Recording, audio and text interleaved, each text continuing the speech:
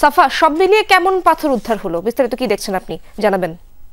যেমন গতকালকে এই সিলেটের স্পট থেকে ৬০,০০০ ঘনফুট পাথর উদ্ধার হয়। এরপর ঢাকার ডেমরার একটি স্থান থেকে সেখান থেকে আরও ৪০,০০০ ঘনফুটের মতো, সব মিলিয়ে এখন পর্যন্ত ১,০০,০০০ ঘনফুটের মতো পাথর সেগুলো উদ্ধার করা গেছে। যেখানে আমি আবারও বলছি, লুট হয়েছিল কিন্তু ১.৫ কোটি ঘনফুট।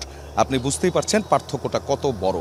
বিশেষ করে যেমন এই যে ক্রাশার মিলগুলোতে এই যেই পাথরগুলো অলরেডি চূর্ণ বিচূর্ণ করে ফেলা হয়েছে, সেই পাথরগুলো কিন্তু আর আগের জায়গায় ফিরিয়ে নেওয়া সম্ভব নয়।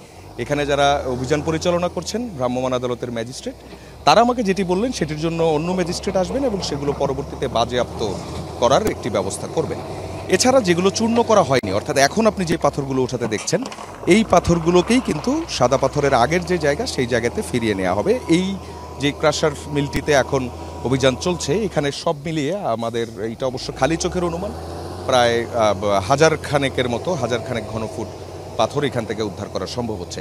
একটা বিষয় এখানে এসে লক্ষ্য করলাম ইশরাত, সেটা হচ্ছে পাথরগুলো বালি দিয়ে ঢেকে রাখা। অর্থাৎ যখনই এই বিষয়টা জানাজানি হয় তখন কিন্তু এই ক্রাশার মিল যেগুলো আছে সেগুলো সবগুলোর বিদ্যুৎ সংযোগ বিচ্ছিন্ন করা হয় এবং বিদ্যুৎ সংযোগ বিচ্ছিন্ন করে এগুলো এখন একেবারেই শুনশান অবস্থায় রয়েছে। কিন্তু যেগুলো করা হয়েছে, যেহেতু পাথরগুলো বিভিন্ন জায়গা থেকে আবার উদ্ধার করা হচ্ছে, এই জন্য শেষ পাথরগুলো বাঁচানোর জন্য যারা এগুলো লুট করেছেন অথবা বিক্রি করেছেন তারা কিন্তু চেষ্টা করছেন কোনোভাবে পাথরগুলো বাঁচাতে।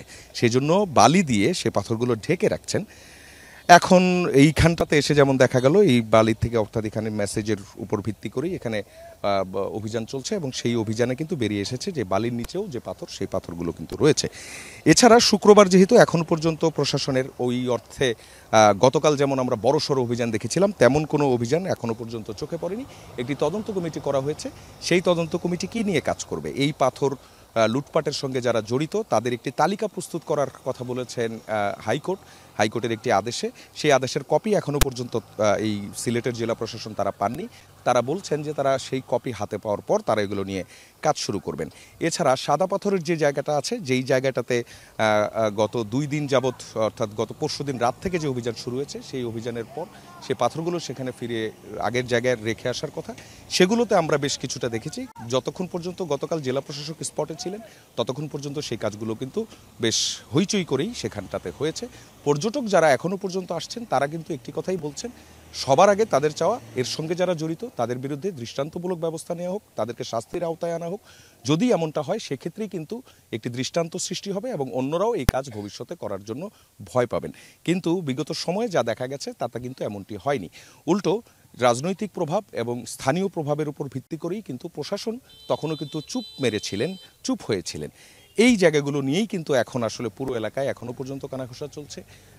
রাজনৈতিক নেতৃবৃন্দ যাদের বিরুদ্ধেই অভিযোগগুলো আসছে তাদের কাউকেই কিন্তু স্পটে পাওয়া যাচ্ছে না এবং কি তাদের সাথে ফোনে যোগাযোগ করেও কিন্তু তাদের কাউকে পাওয়া যাচ্ছে না। এটা খুব স্বাভাবিক, আপনি বুঝতেই পারছেন যে কেউই ধরা পড়ার যে জায়গাটাতে কেউই আসতে চান না। তবে তারপরও এই যে বালির নিচে পাথর রেখে দেওয়া, এখান থেকে আমরা বুঝতে পারছি সবশেষ পাথরগুলো তারা এখনও পর্যন্ত রক্ষা করতে চাচ্ছেন। ইশরাত, অনেক ধন্যবাদ আপনাকে সাফা।